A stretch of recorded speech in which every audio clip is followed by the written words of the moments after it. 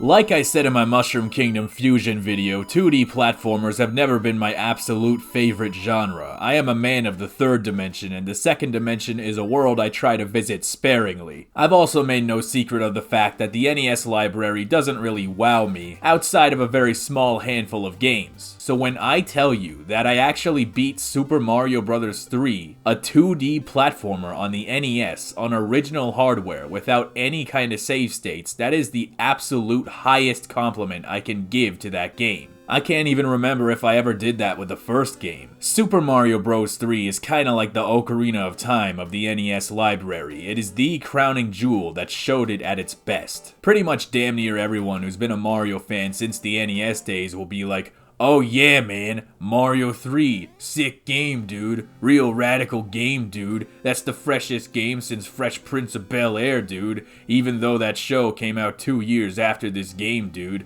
It's so fresh it travels through time." That's a direct quote from my 38-year-old cousin. Typically, when I seek out ROM hacks, I try to focus on N64 era titles or later, since the scope of those games tends to be far greater, making ROM hacks more ambitious in turn. So when I started getting requests for SMB3 Mix, I initially dismissed it because I figured, hey, I like Mario 3, but it's still just an NES game. How good could that possibly be? Well, as it turns out, this shit is fire. Super Mario Bros. 3 Mix went way farther than I expected it to go. It is incredibly ambitious in just about every way. This is very clearly a ROM hack made by Mario fans and pays big respect to the series in many ways, both gameplay-wise and presentationally as well. The first thing you'll notice about SMB3 Mix is that you can play as one of 3 characters, including Toad. I'm tempted to say that's an odd number of characters, but the dad jokes would be too obvious, and as of now, I still don't have any kids, so I'm not really allowed to use those yet. I guess I was expecting 4 characters, if anything, since that's what you get in Mario Bros. 2, but hey, it's still more than the original. I didn't really notice a difference while playing as Toad, but I think Luigi actually does jump higher. But I might be imagining it. The game has a lot more tools and mechanics than the original. You can stand on certain enemies, pick them up, and throw them like Super Mario Bros. 2. One time I kicked a Shy Guy off the side of the screen and then this happened. That's so cool. You can now climb on grates and punch through flip doors and watch the NES freak out as it tries to process what just happened. The game includes these new upgrades like the Ice Suit, which can freeze enemies in place and turn them into platforms, or allow you to kick them across the floor. Speaking of which, one of my favorite boss fights in the game is this one where you have to kick frozen dry bones into the Big Boo. Mr. Freeze Suit also allows Mario to swim way faster, which can be a godsend considering how much of a dickhead the water levels can be. That's a lot of fun. You also got the bunny ears lifted straight out of Super Mario Land 2. Really, these seem like a retread of the Tanuki suit, except you can't super jump and skip the entire level, but at least it looks cool. Every single world of the game appears to be based loosely on a different Mario game every time. The first world is full of references to the original Super Mario Bros., starting off with the unmistakable image of 1-1. There's a world full of Super Mario Bros. 2 references. There's a Mario Land level, which is one of my favorites. I don't know if I ever talked about it on this channel, but Super Mario Land 2 was actually one of the first Mario games I can remember beating from start to finish. Maybe I'll talk about it one of these days.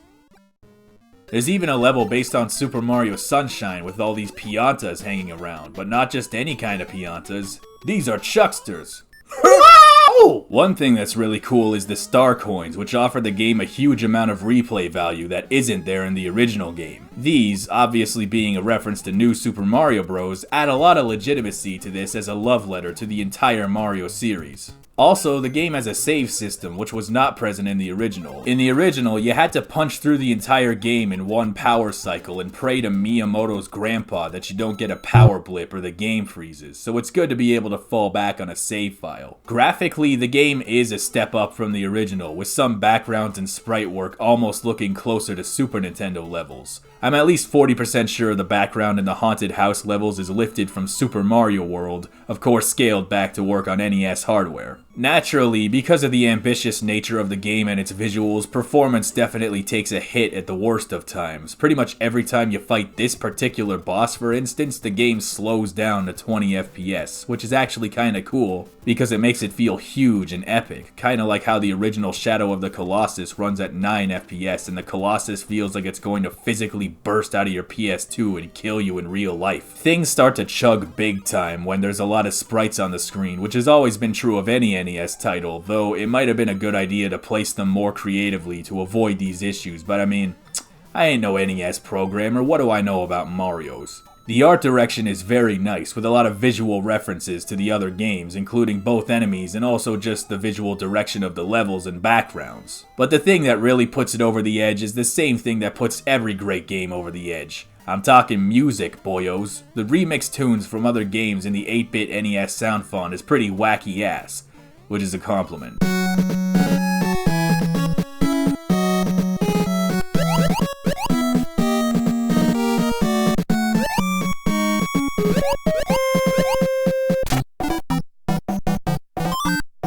And in the case of Mario Land, it's actually an upgrade because the NES has better bits than the Game Boy.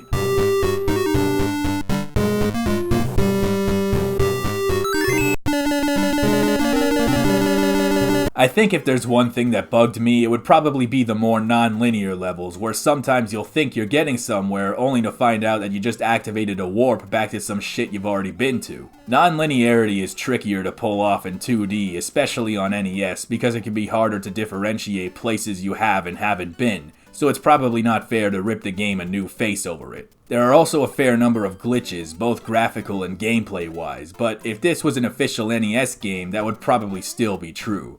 I mean, come on now, you ever play Zelda 2? There's so many bugs in that game it should have been called Bug Fables or something. Super Mario Bros. 3 Mix is a game that really snuck up on me. I did not expect it to be as impressive as it was. It's a lot of fun and very replayable, and the difficulty is far more manageable than the original. Mostly. If you're a big fan of Super Mario Bros. 3, then do yourself a favor and play this remix. Or 3 Mix. Oh, that's why it's called 3 Mix. It's like remix. I get it. Ho ho ho! Thank you for watching this video. We're approaching the end, but always remember, even when Christmas is over, fan games and ROM hacks will never disappear completely. It's like Christmas snow, so keep that in mind. If the game you wanted to see doesn't show up in the marathon, we can still talk about it at another time. Maybe Easter? Or sooner? I don't know, we'll figure it out, but for now, remember to tune into tomorrow's video. I'm not going to give it away, but just know this next game is a lot more earthly than today's. Ho ho!